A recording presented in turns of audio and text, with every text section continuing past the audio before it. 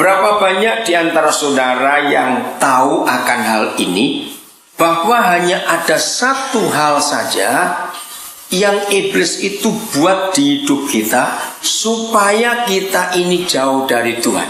Ingat ya, iblis itu berusaha sedemikian rupa supaya kita sebagai anak-anak Bapa di surga itu kita jauh dari Dia. Nah, hanya ada satu saja cara iblis untuk membuat kita jauh dari Dia. Saudara, iblis itu nggak mengganggu kalau kita lagi berdoa, suka kebaktian, memberi persembahan, dia nggak pusing. Tapi satu ini yang dia harus kerjakan dalam hidup kita, karena satu hal ini yang buat kita bisa jauh dari Tuhan. Saya percaya secara umum sebagai anak-anak Bapa di surga, untuk pikir berzina, apa mencuri, apalagi merampok, pasti kita jauhi. Tapi yang satu ini sering kali kita gagal. Kira-kira apa yang satu? Bukan dua, bukan tiga, satu aja usaha iblis untuk bisa membuat kita jauh dari Bapa kita di surga. Apa itu? Ayo sebutkan. Apa? Takut.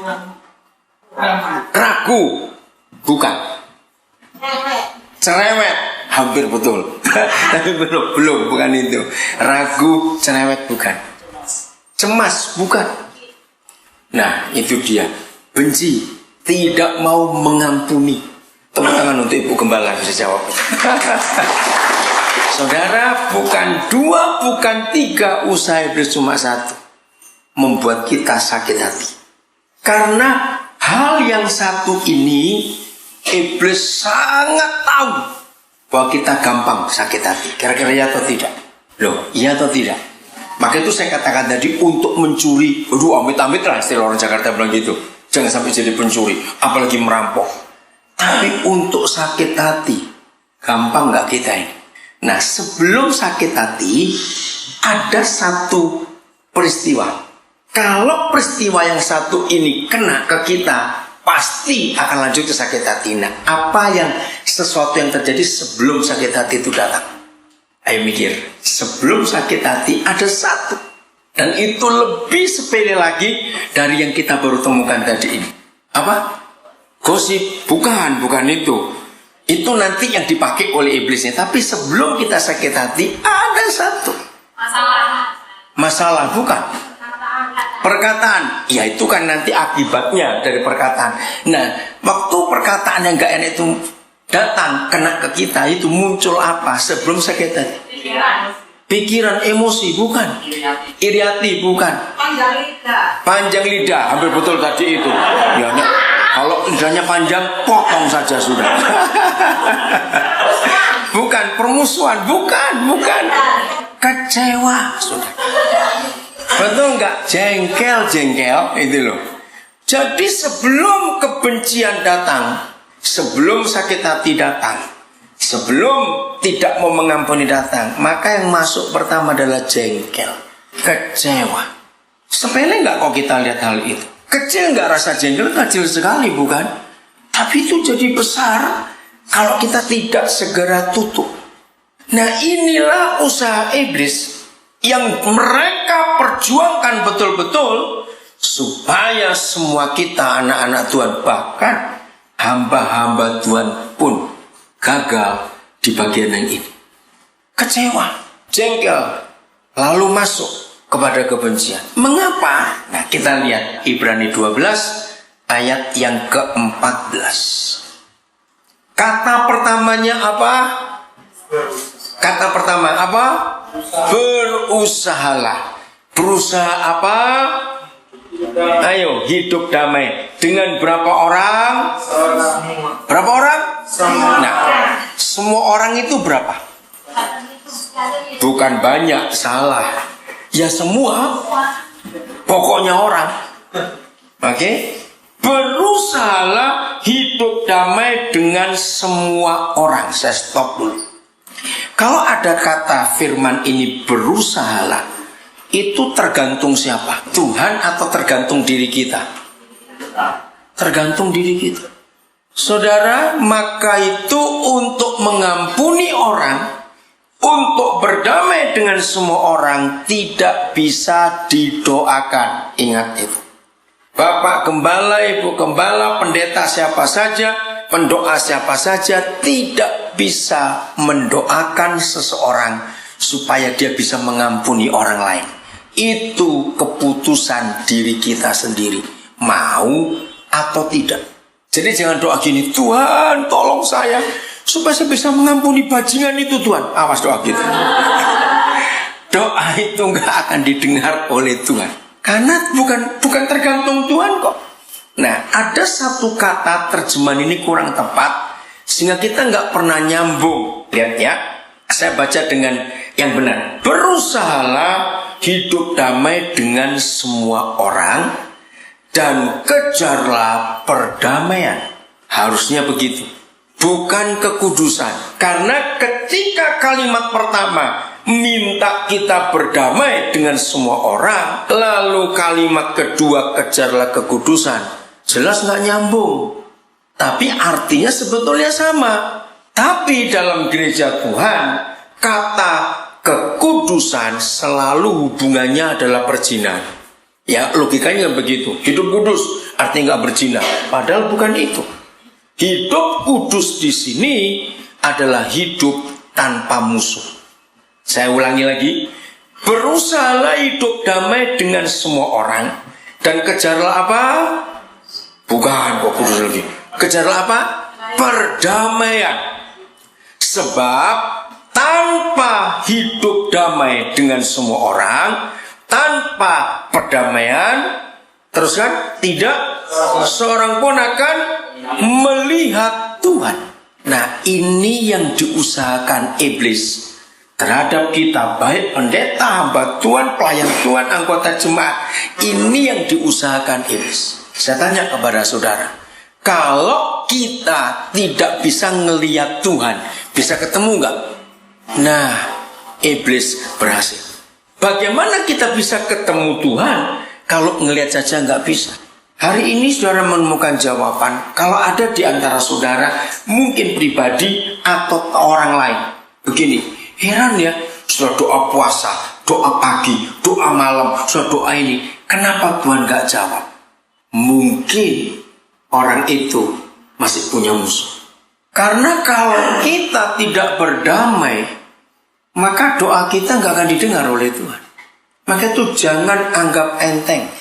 Tidak mengampuni itu berat, saudara, akibat. Mungkin ada yang berkata gini, Pak Gembala, saya itu nggak benci, betul nggak benci pada orang itu, tapi saya tuh malas ketemu. Sama nggak? Nah itu dia. Ayo jujur, saudara. Nggak benci, nggak betul, tapi nggak mau ketemu. Maka orang itu nggak akan lihat Tuhan juga. Kita pindah. Yesaya 59 ayat 1 dan 2. Jadi kalau ada doa-doa nggak dijawab, jangan marah kepada Tuhan sebelum kita periksa hidup kita. Kira-kira banyak nggak orang yang marah pada Tuhan? Terus saya tanya, banyak nggak orang marah pada Tuhan? Banyak. Bahkan kecewa, bahkan ungkit-ungkit. Tuhan nggak ingat perjuangan saya. Kalau nggak ada saya, gereja ini nggak berdiri, Tuhan. Wih, sombong betul. Tuhan lihat saya ini paling besar kalau memberi persembahan, paling banyak. Tapi kenapa Tuhan nggak dengar doa saya? Lihat ayat ini, Yesaya 59 ayat 1.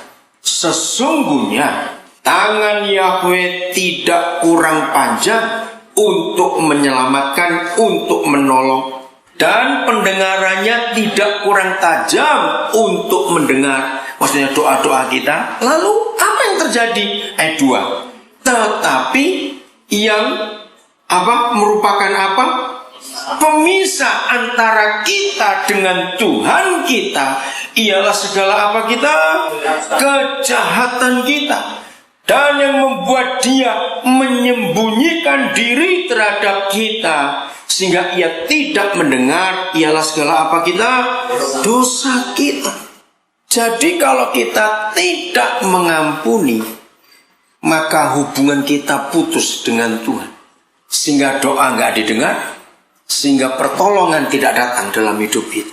Maka itu saya ulangi lagi, Mungkin ada di antara kita selama ini bertanya-tanya, kenapa Tuhan diam saja? Kenapa dia nggak menolong saya? Padahal saya sudah begini, sudah begitu. Mungkin ada teman saudara atau kenalan saudara. Kalau mereka ngalami itu, hari ini ketemu jawabannya. Kenapa Tuhan nggak mau dengar? Kenapa Tuhan nggak mau nolong? Ayo, kenapa? Ada dosa dalam hidup kita. Dan dosa itu bukan perzinahan, bukan mencuri, tapi tidak mau mengampuni. Jangan meninggalkan tempat ini sebelum setiap kita hidup beres di hadapan Tuhan.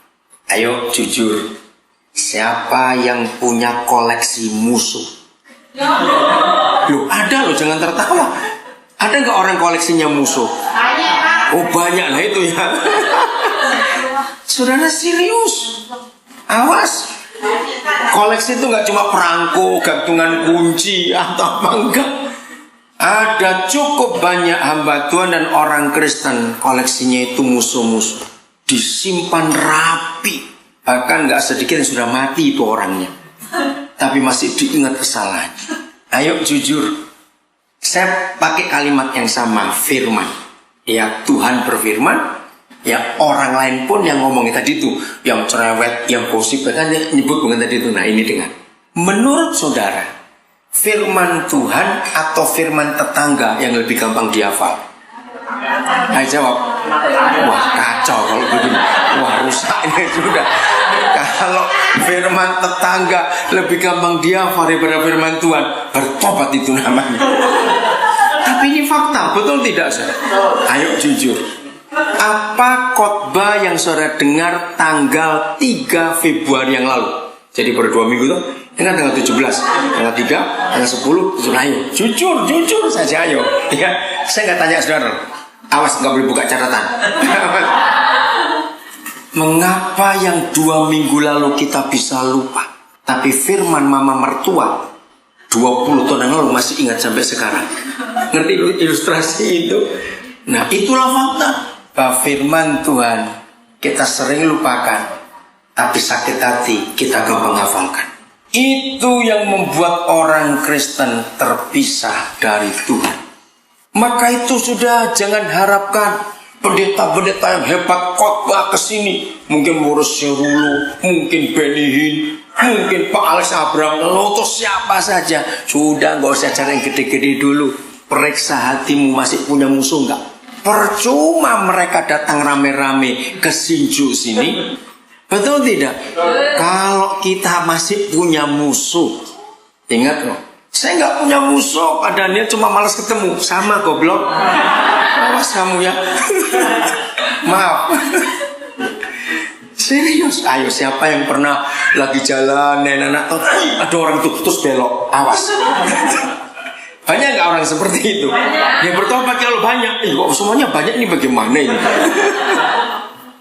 Saudara, hal ini kecil. Ingat ya, hal ini kecil. Tidak mau mengampuni itu hal kecil. Sakit hati, jengkel, awas. Itu yang memisahkan kita dari Bapa kita di surga. Jangan anggap enteng. Matius 6 ayat 14 dan 15. Matius 6 ayat 14 dan 15. Kita lihat ayat ini ya. Matius 6 14 dan 15. Karena jikalau kamu bagaimana mengampuni apa? Yang jelas kesalahan orang, maka Bapa kita bagaimana di surga akan mengampuni kamu juga. Tapi lihat ayat 15. Tetapi jikalau kamu tidak mengampuni orang, maka Bapa di surga juga tidak akan mengampuni kita, kesalahan kita. Jangan main-main, saudara. Kalau status kita tidak diampuni, berarti kita berstatus orang apa? Orang berdosa. Nah, kalau orang berdosa, mati masuk neraka atau masuk surga? Ayo jawab, masuk surga atau masuk neraka? Pasti masuk neraka. Ingat ya. Saya tidak tahu berapa banyak di antara saudara yang pernah dengar kesaksian. Ada orang Kristen mati, tapi sebentar dibawa surga dan neraka, terus dibawa balik lagi. Lalu dia balik dan memberi cerita. Waktu di neraka, dia ketemu orang Kristen yang aktif, bahkan ada pendeta di sana.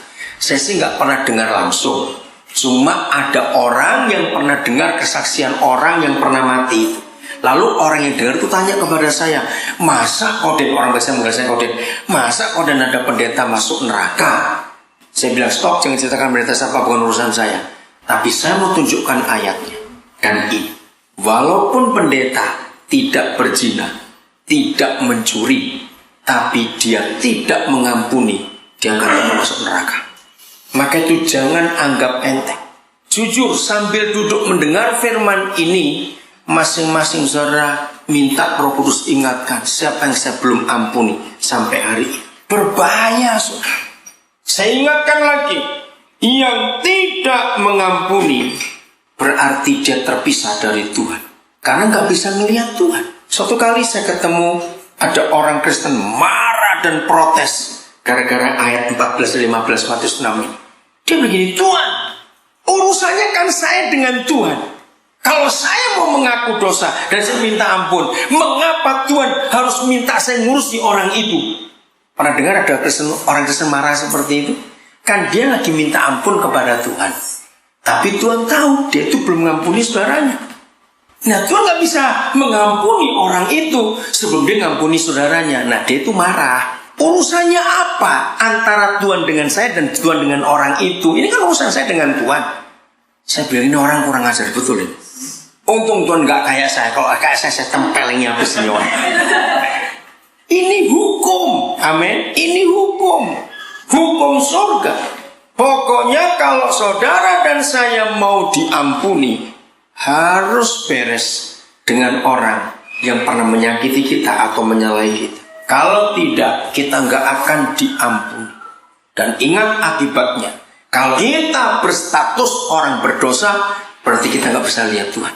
Hari ini harus jujur dan harus beres di hadapan Tuhan. Kalau tidak, percuma kita jadi Kristen. Ada orang yang begitu ngotot, pokoknya berkata, aku nggak bisa mengampuni. Sampai mati pun aku nggak bisa ngampuni. Pernah dengar ada orang ngomong seperti itu? Ya udah, bawalah mati dosamu itu. Udah gitu aja. Kalau kamu berkata sampai mati pun nggak bisa ngampuni, ya udah, maka surga pun akan tertutup buat kamu. Sampaikan itu kepada teman-teman kita yang lain. Inilah yang namanya kasih. Maka itu kenapa Tuhan Yesus mengajar kita, berkatilah orang yang membenci kamu. Itu ajarannya. Doakan orang yang memusuhi kamu. Luar biasa kasih Tuhan ini. Maka itu saya ulang lagi, sambil mendengar firman ini, jujur, ada berapa banyak musuh yang masih saudara miliki dalam hidup ini, dan cepat bereskan hari ini. Tuhan Yesus mengajar, hanya ada satu tanda kita sudah mengampuni atau belum. Ini hebatnya Alkitab. Saya ulangi lagi, hanya ada satu tanda bahwa kita sudah mengampuni atau belum. Maka itu kalau saudara berkata, Tuhan tahu loh, aku sudah mengampuni dia, aku sudah minta maaf pada Tuhan, aku pun sudah memaafkan dia, belum ada bukti. Karena bukti mengampuni itu cuma satu. Dengar baik-baik, saudara bisa makan dengan orang itu. Oh enggak, amin. Betul? Harus bisa makan dengan dia. Maka itu sebelum saudara bisa makan bersama mantan musuhmu, saudara tetap belum bisa mengampuni. Amin atau aman? Benar? Dan itu yang diajarkan Tuhan Yesus. Maka itu sepanjang hidup Tuhan Yesus dalam 4 Injil, selalu dia ngajak orang makan. Nah, ini yang saya pakai juga dalam hidup pernikahan. Anak-anak saya selalu jadikan tolok ukur untuk mengetahui rumah tangga yang saya kenal itu aman atau tidak. Yaitu begini, kapan papa mamamu makan bareng yang kamu lihat terakhir kali kapan? Kalau ada yang jawab, oh stasiun Sinju belum dibangun. Tahun berapa itu? Ngerti ilustrasinya? Jadi suami istri yang berdamai pasti bisa makan bersama. Ayo jujur. Kalau ada orang sakit hati pada seseorang, bisa nggak duduk makan berdua, 2 orang ini? Bisa-bisa yang satu dimakan itu. Iya toh, bukan makanannya dimakan orang ini. Maka itu saudara, Alkitab ini hebat. Kalau kita berkata mengampuni, berarti kita bisa makan bersama dengan dia. Nah, jadi gini, kalau anak-anak tanya, oh sering om, kami lihat papa mama makan bersama. Saya belum puas, saya tanya yang beri. Waktu kamu lihat papa mama makan bersama, terdengar suara apa? Betul nggak? Itu penting. Kalau anak-anak jawab, om cuma dengar sendok ketemu piring om, ting ting ting gitu saja, nggak beres itu. Betul tidak? Walaupun duduk makan bersama. Tapi kalau anak-anak cerita, wah seru om kalau papa mama makan, kami dengan mereka tertawa bergurau. Nah itu baru benar. Anak-anak akan bahagia kalau lihat papa mamanya bisa harmonis seperti itu. Betul tidak? Itu kerinduan semua anak. Maka itu jujur kepada Tuhan. Sudahkah kita nggak punya musuh dalam hidup ini? Roma pasal 12. Roma pasal 12 ayat yang ke-18. Roma 12 ayat 18. Tolong yang ngabal Alkitab catat ya. Saya lihat ada yang ngabal Alkitab tapi nggak nyatat juga. Nanti saudara lupa, di rumah dipelajari lagi. Ya, sedapat-dapatnya. Kalau apa? Hal itu bergantung padamu. Jadi sekali lagi, tergantung Tuhan atau tergantung kita? Ayo, tergantung Tuhan atau tergantung kita? Kita. Apa? Hiduplah dalam perdamaian dengan berapa orang? Semua orang. Saya ulangi lagi. Hanya ada satu usaha yang iblis lakukan sehingga orang Kristen dan hamba Tuhan putus dengan Tuhan. Yaitu apa tadi? Sakit hati, tidak mau mengampuni, langsung putus. Ngeri saudara. Jangan anggap kalau saudara melihat seseorang rajin kebaktian, rajin pelayanan, tapi masih punya musuh, dia akan terpisah dengan Tuhan. Saya ulangi lagi ayat ini. Sedapat-dapatnya. Kalau hal itu bergantung padamu, hiduplah dalam perdamaian dengan semua orang. Ayat 19. Saudara-saudaraku yang kekasih, janganlah kamu sendiri menuntut pembalasan, tetapi berilah tempat kepada murka Tuhan, sebab ada tertulis, pembalasan itu adalah hakku, akulah yang akan menuntut pembalasan, firman Yahweh. Nah ayat 20 ini yang jelas tadi itu, saya uraikan. Tetapi jika siapamu, ayo seterumu apa? Lapar, berilah racun, begitu. Apa? Ayo, kalau dia lapar, berilah dia makan. Maka itu ajak makan. Itu namanya kita berdamai. Saya ulang. Tetapi jika seterumu lapar, berilah dia makan. Jika ia haus, berilah dia minum. Dengan berbuat demikian, kamu menumpukan bara api di atas kepalanya. Maaf, sampai hari ini masih banyak hamba Tuhan dan anak Tuhan salah mengartikan ayat 20 kalimat terakhir. Rasain lu, ada api di kepalamu. Bukan itu maksudnya. Itu malas juga, masih jengkel dong namanya. Nah, ada api di kepala musuh kita kalau kita memberi makan waktu dia lapar dan memberi minum kalau dia haus. Itu artinya dimurnikan hidupnya, bukan dihukum. Maka itu jangan mengharapkan orang lain yang menyakiti kita dihukum. Nah saudara begini, cara mendeteksi ya kita ini sudah mengampuni atau belum, bukan soal makan tadi, satu saja. Cara mendeteksi hidup kita sudah mengampuni yang menyakiti kita atau belum, itu gampang sekali. Dengar baik-baik. Kalau kita mendengar kabar baik dari orang yang pernah nyakiti kita, misalnya, kamu dengar gak? Itu baru beli rumah baru beli mobil baru. Jujur, hati saudara bagaimana? Oke ya, dengar baik-baik ini. Kok dalam hatimu, kok enak betul dia. Nah, tapi kalau saudara dengar, kamu tahu gak anaknya kecelakaan? Oh ya? Nah, saudara hati-hati. Maka itu untuk cara melihat kita sudah mengampuni orang itu dengan sikap hati tadi itu. Kalau saudara mendengar dia celaka, hati ikut sedih, berarti kita sudah mengampuni. Kalau kita mendengar dia berhasil dengan satu hal, kita ikut bergembira, berarti kita sudah mengampuni. Amin. Jujur? Sungguh? Tuhan boleh tes? Ayo, mau dites? Oke ya, harus. Karena itu yang harus kita lakukan. Ayat 21 masih Roma 12. Janganlah kamu kalah terhadap kejahatan, tetapi kalahkanlah kejahatan dengan kebaikan. Aduh saudara, hidup tanpa musuh, hidup tanpa sakit hati itu indah sekali. Tidur pasti nyenyak, makan pasti enak. Tapi orang yang masih punya musuh, sudah tidur nyenyak, tiba-tiba sekelebat orang itu lewat, pasti langsung melek dia. Dan pasti sulit tidur lagi. Betul tidak? Nah, rugi. Untuk apa kita hidup dengan sakit hati seperti itu? Nah, kerinduan Tuhan, kita tuh jadi orang-orang benar di hadapan Dia. Melangkah lagi lebih jauh. Siapa bisa menjawab, mengapa sih orang itu sulit mengampuni? Sebutkan, cuma ada dua hal saja. Mengapa seseorang itu sulit mengampuni? Sebut, salah pun gak apa-apa, ayo. Gak ada yang dihukum kok kalau salah di sini. Kenapa orang itu sulit mengampuni? Apa? Kepahitan? Bukan. Ayo, kenapa orang itu sulit mengampuni? Cuma ada dua saja. Salah gak apa-apa, ayo jawab. Kenapa? Sakit. Iya, sakit memang kau disakiti. Bukan itu. Mengapa sulit mengampuni? Atau mengapa tidak bisa mengampuni? Kenapa? Jengkel. Iya, itu dari awal tadi ya. Tapi kenapa? Bukan itu. Nggak pernah puas. Tidak pernah puas. Bukan. Iri. Bukan. Sabar. Loh, justru kenapa nggak bisa mengampuni kok? Kenapa nggak bisa mengampuni? Sulit mengampuni.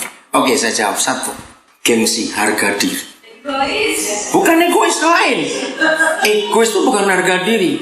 Ya enggak, gengsinya itu. Itu nomor satu. Kesombongannya, saudara. Dia merasa lebih hebat dari orang lain. Maka itu dia gak suka orang itu merendahkan dia. Oke, ini nomor satu. Dan ini kebencian Tuhan. Karena satu-satunya orang yang ditentang oleh Tuhan, menurut Yakobus 4 ayat 6 adalah orang congkak, orang sombong. Nomor dua, mengapa orang sulit mengampuni? Karena gak mau rugi. Betul tidak? Kok enak lah, itu dia gak mau mengampuni. Kok enak? Saya ulang lagi. Saudara boleh rajin berdoa, rajin pelayanan, aktif menjadi hamba Tuhan dan sebagainya. Tapi selama masih belum mengampuni, semuanya nol besar. Karena Bapa ingin kasih itu nyata dalam hidup kita. Sebelum saya lanjutkan kedua hal tadi, harga diri dan tidak mau dirugikan, saya nyimpang dulu. Salah satu alasan lain lagi, mengapa iblis begitu berusaha untuk membuat kita rajin punya musuh? Satu, ya, kita buka Yohanes pasal 13. Yohanes pasal 13 ayat 34 dan 35. Yohanes 13 ayat 34 dan 35. Ini yang dihancurkan iblis, saudara. Maka itu jangan kita menyakiti hati Tuhan dengan membiarkan sakit hati bekerja dalam diri kita. Aku memberikan apa? Perintah baru kepadamu. Kalau ada perintah baru berarti ada perintah yang lama, tidak? Ada. Nanti kita akan temukan apa itu perintah yang baru dan apa itu perintah lama. Saya ulangi, aku memberikan perintah baru kepada kamu, supaya kamu bagaimana? Saling mengasihi, sama seperti aku, Yesus, telah mengasihi kamu. Ini standarnya. Demikian pula kamu harus saling mengasihi. Ini perintah baru. Kasihilah saudaramu sama seperti aku telah mengasihi kamu. Perintah yang lama bunyinya apa? Kasihilah sesamamu seperti kamu mengasihi dirimu sendiri. Nah, itu perintah yang lama. Perintah yang lama itu sangat egois. Kenapa egois? Saya beri contoh begini. Kalau ada seorang suami, dia itu hobinya makan pedas. Wih, kalau nggak pedas dia nggak bisa makan. Lalu dia menikah dengan seorang yang nggak bisa makan pedas. Kalau suami itu pakai hukum yang lama, dia paksa istrinya bagaimana? Nah, Karena itu cara mengasihi orang seperti mengasihi diri sendiri. Dan itu sangat lemah. Maka itu Tuhan Yesus beri hukum yang baru. Hukumnya adalah kasihlah sesamamu seperti Yesus mengasihi kita. Sadar nggak bagaimana cara Tuhan Yesus mengasihi kita? Pakai syarat? Pakai percobaan? Jadi begini, misalnya saya berdosa, Tuhan saya mengaku dosa, saya baru mencuri, contoh saya baru berzina, saya minta ampun Tuhan. Nggak mungkin dijawab, baik Daniel aku ampuni kamu, tapi percobaan 3 bulan. Begitu tidak? Enggak. Hari itu kita minta ampun, bertobat, hari itu dia ampun. Nah seperti itu kita mengasihi orang lain. Kalau ada orang datang kepada kita, sudah 7 kali nih kamu salimi terus, berarti kita bukan Tuhan Yesus. Kita masih mempunyai syarat untuk mengasihi seseorang. Jangan.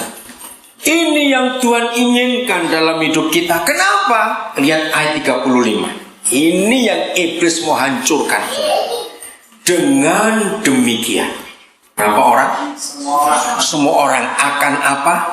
Tahu bahwa kita adalah murid-muridnya kalau kita saling mengasihi. Saya tanya ini penting sekali.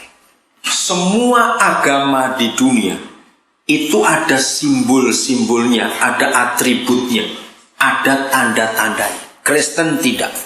Contoh, kenapa kalau saya lihat ada sekelompok orang, ya berapa kelompok, ya, oh itu Islam yang situ itu, yang ini Buddha ini, yang itu Hindu. Kenapa bisa tahu? Saya jawab, kenapa? Saya bisa. Karena ada simbol yang mereka pakai. Semua agama punya simbol yang mereka harus pakai. Tapi kekristenan tidak ada. Salib itu bukan tanda. Karena Tuhan Yesus gak pernah ngomong harus pakai salib. Tapi ayat ini yang menjelaskan kepada kita. Bagaimana semua orang yang tahu kita ini murid Yesus kalau kita pakai kalung salib? Tidak. Kalau apa? Ayo baca. Bukan ke gereja, bukan.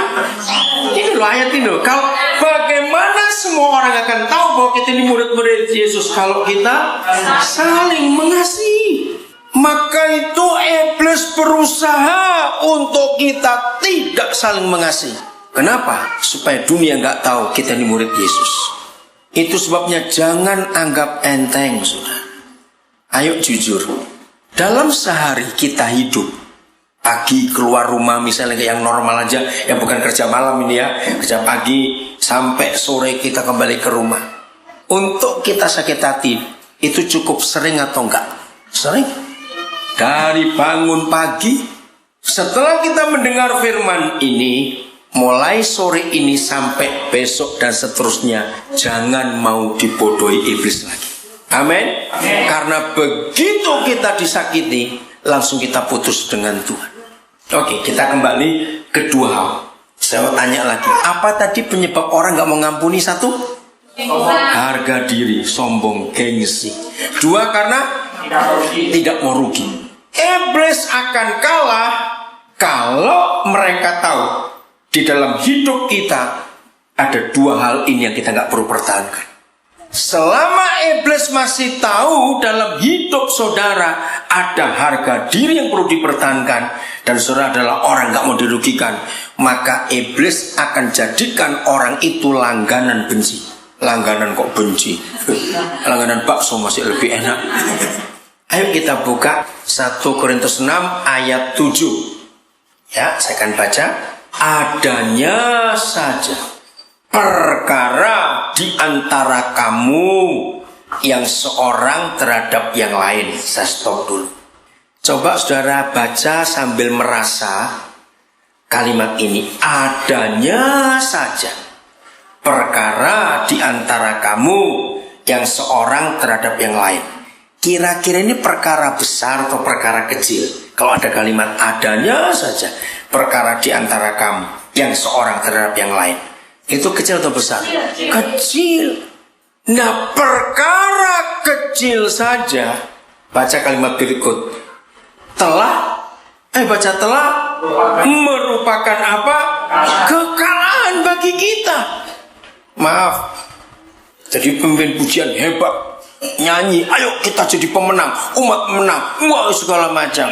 Hari ini kita tahu, percuma kita nyanyi, kita teriak, kita lompat, umat pemenang. Tapi kalau hal-hal kecil aja masih ribut satu dengan yang lain, berarti itu merupakan apa? Ayo, adanya saja perkara di antara kamu seorang terhadap yang lain telah merupakan apa? Kekalahan. Suami istri yang hobinya rajin bertengkar, bertobat. Ada nggak suami istri hobinya bertengkar? Wih, banyak. Semuanya banyak ini, bagaimana ini ya? Yang sedikit yang mana kalau begitu? Semuanya banyak. Nah, kalau kita sudah menikah sekian lama masih rajin bertengkar, lebih baik mati sudah. Lu serius? Kenapa saya berkata jahat daripada anak-anak menderita? Papa mama yang rajin bertengkar itu penderitaan buat anak-anak sudah. Betul tidak? Anak-anak menderita. Tahu daripada yang tua sering mati hidup sekian umurnya, mati aja lebih enak. Kenapa? Dengar, saya pernah membuat research penelitian. Gara-gara ada kalimat ini, itu saya dengar dari akhir tahun 7 bulan yang lalu. Kenapa aku dilahirkan? Saya pertama dengar itu, saya bilang ini anak kurang ajar ini. Kok nggak berterima kasih? Tapi ketika saya keliling ke kampung ini, ke provinsi ini, ke kota itu, lalu saya keluar negeri, di mana saja saya pergi, pasti dengar ada anak-anak marah kepada orang tuanya. Kenapa aku dilahirkan? Akhirnya saya harus membuat sebuah penelitian. Apa sih maksud anak-anak ngomong seperti itu? Saya kaget setelah kira-kira 6 tahun saya buat penelitian itu. Dengar saudara, adakah anak-anak sebelum lahir mereka membuat proposal ke papa mamanya, tolong lahirkan saya? Ada nggak? Ada. Berarti tidak ada seorang pun anak yang minta dilahirkan. Kalau gitu siapa yang memberikan anak-anak itu? Tuhan. Berarti Tuhan titip. Nah ini loh, dengar sudah. Semua kita bisa disakiti orang, bisa tidak? Tapi sakit hati yang paling sakit itu kalau orang tua yang melahirkan anak itu yang menyakiti. Kira-kira ya atau tidak? Loh saya tanya, saya ulang. Banyak hal bisa menyakiti hati kita. Tapi bagi seorang anak yang paling menyakiti kalau papa mamanya menyakiti. Dan kapan papa mama menyakiti anak-anak? Ketika dua orang itu rajin bertengkar. Anak yang dibesarkan di rumah tangga yang hampir tiap malam isinya bentakan, teriakan, maki. Anak itu jadi stres hidupnya. Betul? Nah klimaksnya begini. Akhirnya saya tanya, kalau begitu menurut kamu, dengar ini baik-baik. Jadi kalau menurut kalian, saya tanya pada anak-anak dari banyak bangsa, kamu lebih senang lihat papa mamamu hidup tapi terus berkelahi, atau lebih suka lihat kuburan mereka? Jawabannya mereka berkata, kami lebih senang lihat kuburan mereka. Saya kaget saudara. Maka itu ini kesimpulan saya. Kalau orang tua rajin bertengkar lebih baik mati saudara, supaya anak-anak tidak menderita. Maaf, kalau ada di antara saudara yang waktu kecil papa mama rajin berkelahi, sampaikan itu kepada banyak orang. Itu sakit anak-anak, iya atau tidak? Nah inilah hukumnya. Maka itu suami istri hiduplah dalam kasih dan dalam damai. Katakan amin.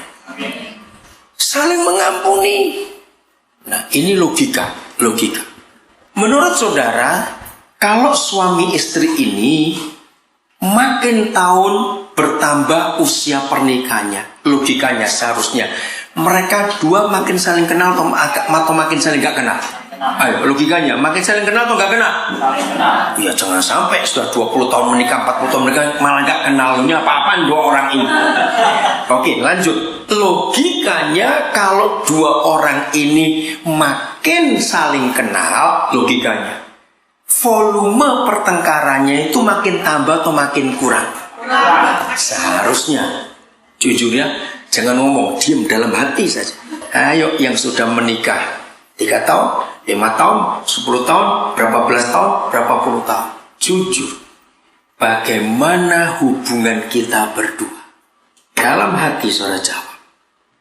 Harusnya makin panjang usia pernikahan kita, makin saling kenal. Dan kalau kita berdua saling kenal, pertengkaran makin berkurang. Maaf, jangan tersinggung, tapi kita semua tahu ini contoh kecil. Karena kami ini banyak mengalami masalah keluarga, menolong orang. Kenapa waktu masih pacaran dulu minum 1 gelas berdua, sendok 1 berdua, apa-apa berdua? Karena ada kasih. Tapi mengapa setelah menikah gara-gara kentut aja bisa ribut? Pernah dengar gak ada suami istri ribut gara-gara kentut? Ini kan aneh. Apalagi kalau cuma berdua tertuduh, siapa kentut ini, siapa kentut? Loh kok siapa kentutnya cuma berdua kok? Ngerti gak ilustrasi ini, saudara? Betapa kurang ajarnya kita ini. Anak-anak yang menderita. Maka itu hanya ada satu hal yang bisa menyebabkan iblis gak punya hak mengganggu kita. Ampuni. Ampuni. Kalau kita murah pengampunan, setan gak bisa bekerja dalam hidup kita semua. Kembali ke 1 Korintus 6 ayat 7. Lihat ini ya. Adanya saja perkara di antara kamu yang seorang terhadap yang lain telah merupakan kekalahan bagi kamu. Inilah 2 resep, 2 obat yang kita harus makan sehari 3 kali sesudah makan. Oh enggak, amin. Ini pilnya. 1 pil apa namanya? Mengapa? Ayo baca, mengapa? Ayo baca 1, 2, 3. Mengapa kamu tidak lebih suka menderita ketidakadilan? Dunia berjawab, dunia berkata, kok enak? Justru waktu saudara dan saya siap untuk menderita ketidakadilan, di situ setan kalah. Katakan amin. Kita nggak menuntut, biarin. Hakku adalah Tuhan. Oh nggak amin. Amin. Kalau orang itu mengganggu saudara, kalau orang itu merusak hidup saudara, ampuni dan tetap berjalan bersama Tuhan. Maka setan kalah. Yang kedua apa? Mengapa kamu? Ayo, mengapa kamu tidak lebih suka dirugikan?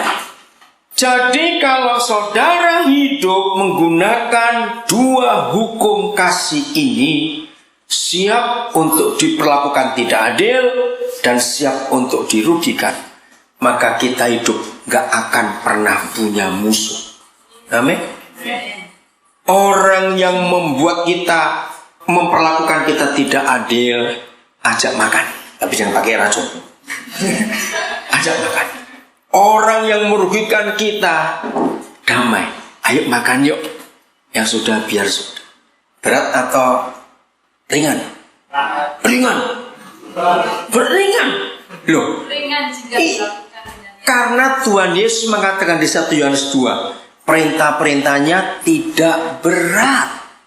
Selama saudara berkata perintah-perintahnya berat, maka saudara tidak akan pernah bisa melakukan firman Tuhan. Ringan.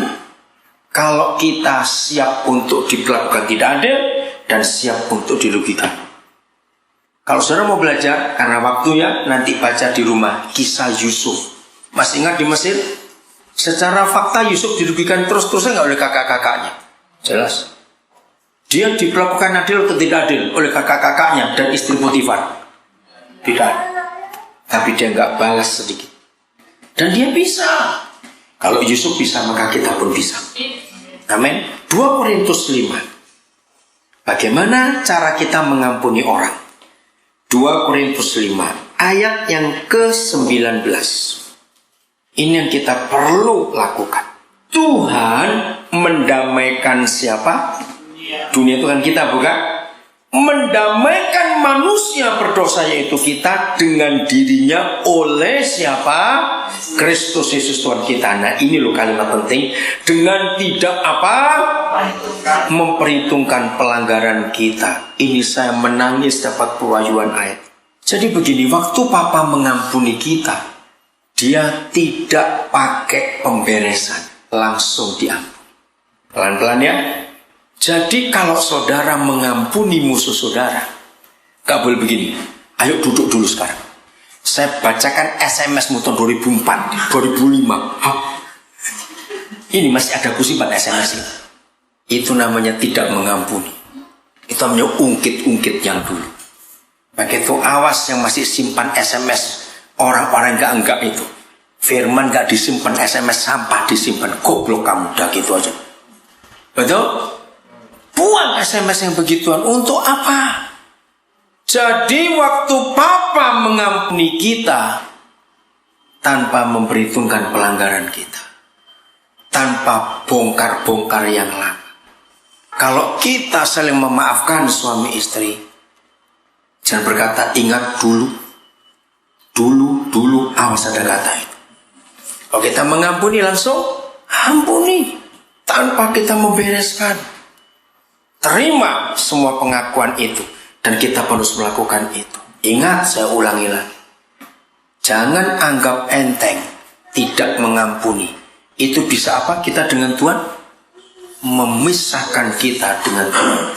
Ngelihat saja nggak bisa, apalagi bertemu. Jangan lupa itu. Maka itu banyak doa nggak didengar karena kita tidak mau mengampuni. Neraka loh saudara. 1 Yohanes 3 ayat 15. Ini tajam sekali firman ini. 1 Yohanes 3 ayat yang ke-15. Maka itu hati-hati saudara. 1 Yohanes pasal 3 ayat yang ke-15. Setiap orang yang apa? Membenci saudaranya adalah, dengar baik-baik. Kita tidak membunuh orang secara mengambil nyawanya. Tapi hukum kasih menuliskan, dengan membenci seseorang, maka orang itu adalah seorang pembunuh manusia. Teruskan, ini loh, jangan anggap enteng. Dan kamu tahu bahwa tidak ada seorang pembunuh yang tetap memiliki hidup yang kekal dalam dirinya. Jadi kalau dia mati kemana? Kalau nggak memiliki hidup yang kekal, ke neraka. Awas yang pernah berkata sampai mati aku nggak akan ngampuni dia. Cabut kata-kata itu hari ini. Orang itu sudah bertobat dan dia ke surga. Maka saudara nggak akan ke surga karena nggak mau mengampuni. Serius, saya ulangi lagi. Roh Kudus tadi ingatkan saya waktu duduk, saudara menyembah, menyanyi. Tuhan ingatkan ini. Ada beberapa orang di antara kita yang hari ini hadir masih dendam, masih punya musuh, tidak mau mengampuni. Awas mantan saudara, ya, siapa saja yang pernah melukai, merugikan, jangan diingat-ingat. Termasuk mantan pacar, awas. Atau buang semuanya, ampuni. Mengampuni itu lega saudara. Mengampuni itu berbahagia. Mengampuni itu hidup dalam kekudusan yang luar biasa. Siap untuk mengampuni? Ayat terakhir, Matius 18. Matius 18. Saya harap nggak ada yang menyesal datang hari ini. Amin. Awas kalau ada yang bilang, aduh kenapa aku datang hari ini ya. Awas begitu. Coba aku nggak dengar khotbah ini. Aduh. Awas yang begitu. Matius 18. Ini cara kita mengampuni. Mulai ayat yang ke-21 sampai 35. Saya nggak baca semua. Kita semua sudah tahu kisah ini. Ya. Ayat 23. Sebab hal kerajaan surga. Jelas. Hal kerajaan surga. Jadi surga itu bukan di belakang langit biru, bukan di sana. Tidak, saudara. Surga itu begini. Seumpama seorang raja yang hendak mengadakan perhitungan dengan hamba-hambanya. Setelah ia mulai mengadakan perhitungan itu, dihadapkanlah kepadanya seorang yang berhutang. Saya pakai uang besar aja. Misalnya 1 juta NT. Ya, jadi uang dolar Taiwan yang baru 1 juta, besar atau kecil? Nah, orang punya utang 1 juta NT, gajinya sebulan cuma 2.000 NT. Kapan lunasnya? Betul nggak? Mau kerja sampai bongkok pun nggak lunas itu. Betul nggak? Oke? Ya, saya lanjutkan. Tetapi karena orang itu tidak mampu melunaskan hutangnya, raja itu memerintahkan supaya ia diapakan? Dijual beserta anak istrinya dan segala miliknya untuk membayar hutangnya. Itu pun gak lunas. Dia dijual, anak dijual, istri dijual, rumah, tanah, sawah semua dijual, gak lunas. 1 juta. Pasar sekali. Terus maka sujudlah hamba itu, menyembah raja itu. Katanya, sabarlah dahulu, segala hutangku akan kulunaskan. Lalu tergeraklah hati raja itu oleh belas kasihan akan hamba itu, sehingga raja itu bagaimana? Membebaskan dan menghapuskan hutangnya. Kira-kira kalau saudara itu orangnya dibebaskan seperti ini, sukacita enggak? Wah, luar biasa. Tapi jangan ngutang lagi, maksudnya begitu. Oke. Nah, orang ini ngutang lagi. Tetapi ketika hamba itu keluar, ia bertemu dengan seorang hamba lain, temannya ya, yang berhutang 100 enti kepadanya. Jadi lebih besar yang mana? Tadi berapa? 1 juta ya, dolar Taiwan. Ini bebas. Tahu-tahu dia keluar dari rumah raja itu, dia ketemu temannya cuma 100 enti. Ia menangkap dan mencekik kawannya itu. Katanya, bayar hutangmu. Maka sujudlah kawannya itu dan memohon kepadanya, sabarlah dahulu, hutangku itu akan kulunaskan. Tetapi ia bagaimana? Menolak dan menyerahkan kawannya itu ke dalam penjara sampai dilunaskannya hutangnya yang cuma 100 enti tadi.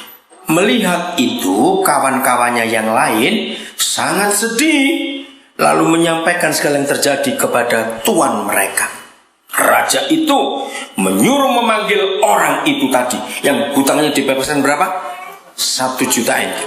Dan berkata kepadanya, hai hamba yang jahat, seluruh hutangmu yang begitu besar, sampai waktu kamu dijual, anak dijual, istri dijual, semua milikmu dijual gak lunas, aku hapuskan hutangmu karena engkau memohonkannya kepadaku. Bukankah engkau pun harus mengasihani kawanmu yang cuma 100 enti hutangnya, seperti aku telah mengasihani engkau? Ayat 34-35 ini penting. Maka bagaimana? Marahlah tuannya itu dan menyerahkannya kepada, apa bedanya algojo dan tukang pijat? Saya tanya ini, beda enggak? Apa bedanya? Nah, saudara bayangkan, enggak satu algojo loh. Algojo, enggak gembuk saja sudah lumayan ini. Oke, ngeri. Ingat ini, kita boleh tertawa membaca ini, tapi ini kebenaran. Saya ulangi, maka marahlah tuannya itu dan menyerahkannya kepada algojo. Sudah digebukin oleh sekian banyak algojo, juga harus hutangnya harus letak, padahal tadi sudah bebas. Saya ingin semua kita baca bersama-sama ayat 35. Roh Kudus tolong kami supaya sejak hari ini sampai hari Tuhan panggil kami pulang nanti, kami tidak mau punya musuh lagi dalam nama Yesus. 1, 2, 3. Maka Bapakku yang di surga akan berbuat demikian juga terhadap kamu apabila kamu masing-masing tidak mengampuni saudara dengan segenap hati. Mengapa kita harus mengampuni saudara kita? Jawabannya, karena kita sudah diampuni oleh Tuhan. Amin. Seberapa besar salah orang lain terhadap kita, maka salah kita terhadap Tuhan jauh lebih besar. Salah saudara kita cuma 100 enti, tapi salah kita kepada Tuhan jutaan enti, dan dia bebaskan. Jadi mengampuni tidak karena A, B, dan C, cuma karena satu hal, aku sudah diampuni, maka aku harus mengampuni. Kalau saudara hidup